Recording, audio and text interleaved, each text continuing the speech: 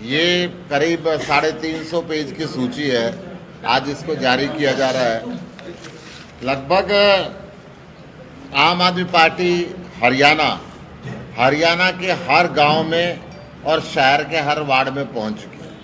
वहाँ पे हमने 21 मेंबरों की कमेटी का गठन कर दिया है और आज जो हम सूची जारी कर रहे हैं ये ग्राम सचिव और वार्ड प्रधान की सूची को हम जारी कर रहे हैं।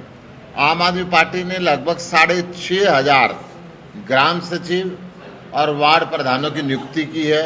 इसकी सॉफ्ट कॉपी हम आपको सबको दे देंगे। लगभग अभी तक आम आदमी पार्टी 11,000 पदाधिकारियों की नियुक्ति कर चुकी है।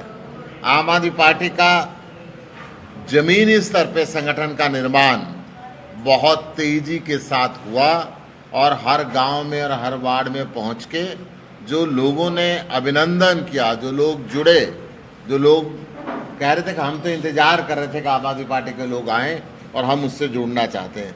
7,500 से ज़्यादा गाँवों और वार्ड के अंदर आम आदमी पार्टी के कार्यकर्ता पहुंच चुके हैं।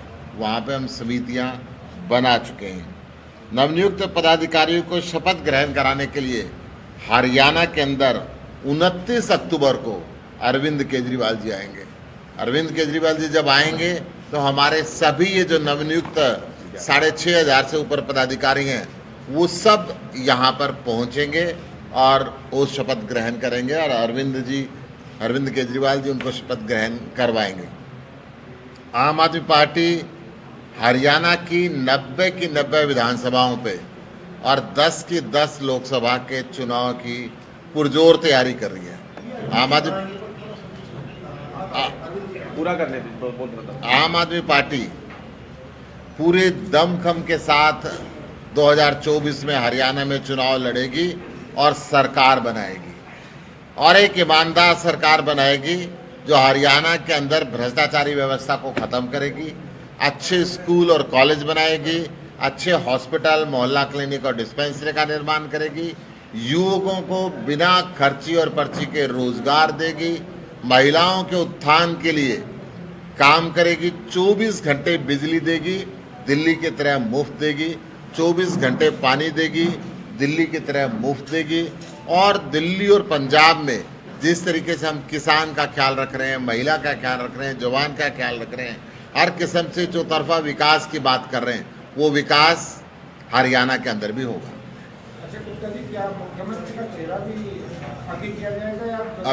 अभी बहुत देर है। आम आदमी पार्टी मुख्यमंत्री का चेहरा लोगों से पूछ के करती है। जब वक्त आएगा तो ये बात भी तय हो जाएगी। पार्टी में वैसे कौन सा चेहरा ऐसा है जो मुख्यमंत्री? पार्टी के अंदर तो किसी गांव से उठ के कोई भी चेहरा बन सकता है। आप भी चेहरा बन सकते हो।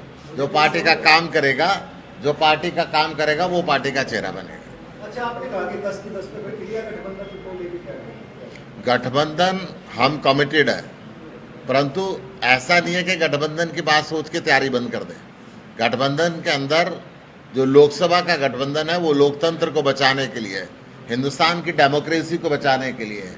आज जो संस्थाओं के ऊपर हमला हो रहा है, संस्थाओं का गलत इस्तेमाल किया जा रहा है, विपक्षी नेताओं को अंदर करने के लिए किया जा रहा है। पीएमएलए जैसा एक्ट हर व्यापारी के ऊपर लगा दिया गया है, जो उस व्यवस्था को बदलने के लिए देश के हित के अंदर हमारा राष्ट्रीय नेतृत्व गठबंधन के लिए जो भी फैसला करेगा हम उसका ऑनर करेंगे और उसके हिसाब से काम करेंगे। लेकिन राज्यों के जो चुनाव 5 राज्यों के इनमें तो कहीं इंडिया गठबंधन गठबंधन लोकसभा चुनाव का है, विधानसभा चुनाव का गठबंधन कहीं भी नहीं है और किसी भी लेवल पे नहीं है। अच्छा, 5 राज्यों की बात रही है, 5 राज्यों में कहाँ आम आदमी पार्टी चुनाव लड़? आम आदमी पार्टी हर जगह चुनाव लड़ रही है और पूरी ताकत के साथ लड़ रही है। अच्छा, केजरीवाल जी का आपको पता नहीं कहाँ आ ये आपको बता देंगे, परंतु ये बता दिया कि वो आ रहे हैं। घोषणा अलग से करेंगे। उसकी घोषणा अलग से करेंगे, वो आपको बता देंगे।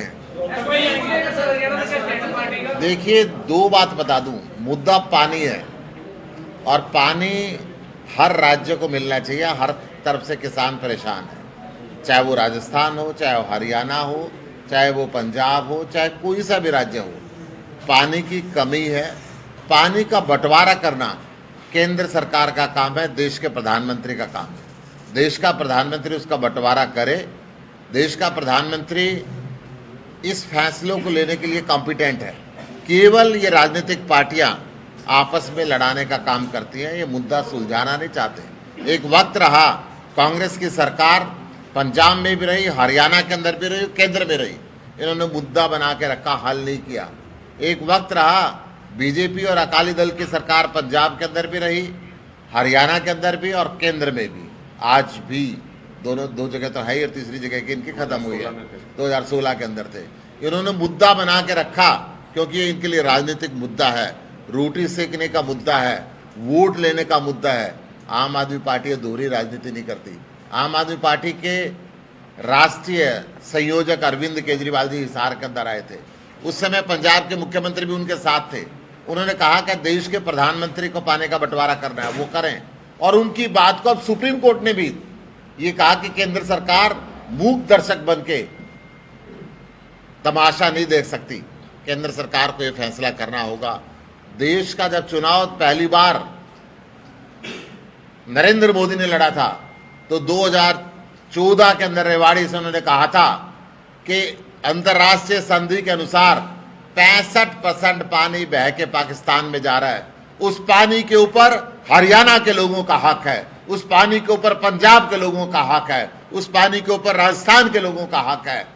मैं उस पानी को वापस लाऊंगा। 2 ट्रम 9 साल पूरे हो गए, एक बूंद पानी की पाकिस्तान जाते हुए इन्होंने रोकी नहीं। प्रधानमंत्री क्यों नहीं बोलते? क्योंकि शर्म से उनका सिर झुक जाता है कि जो वायदा उन्होंने देश की जनता से किया था, इस क्षेत्र की जनता से किया था, उसको निभा नहीं पाए और ना ही पानी का बंटवारे के लिए आज तक बैठे। अच्छा सर, क्या पंजाब सरकार को सुप्रीम कोर्ट का फैसला नहीं मानना चाहिए? हर राज्य को मानना चाहिए, परंतु हर राज्य के पास पानी की कमी है। सुप्रीम कोर्ट ने यह भी कहा कि केंद्र सरकार बैठे और बैठ के पानी का बंटवारा करे। क्यों बंटवारा नहीं करती केंद्र सरकार? क्यों चुप्पी साधी हुई है? क्यों प्रधानमंत्री चुप्पी साधे हुए हैं? सुप्रीम कोर्ट ने कहा है कि पंजाब सरकार इसका निर्माण करवाए इसराइल का। आपकी सरकार मैं तो यही कह रहा हूँ जी, पानी तो मुद्दा है ही ना। पानी तो हर आदमी को चाहिए ना। पानी का बंटवारा करना जब प्रधानमंत्री का काम है, प्रधानमंत्री क्यों चुप है? सुप्रीम कोर्ट ने ये भी तो बोला कि प्रधानमंत्री फैसला करे। सुप्रीम कोर्ट ने ये बोला ना, जब पहले वो फैसला कर ले, फिर उसके बाद जो भी बातें होंगी आगे बढ़ेंगी।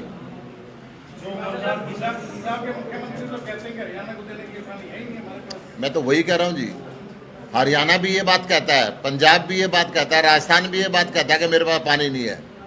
पानी का बंटवारा करना देश के प्रधानमंत्री का काम है, वो बंटवारा करे। मतलब पानी नहीं चाहिए, नहर ही चाहिए। पानी चाहिए ना जी, मुद्दा तो पानी है। मैं कह रहा हूँ कि सुप्रीम कोर्ट ने एक समय के अंदर दोनों बातें कही है।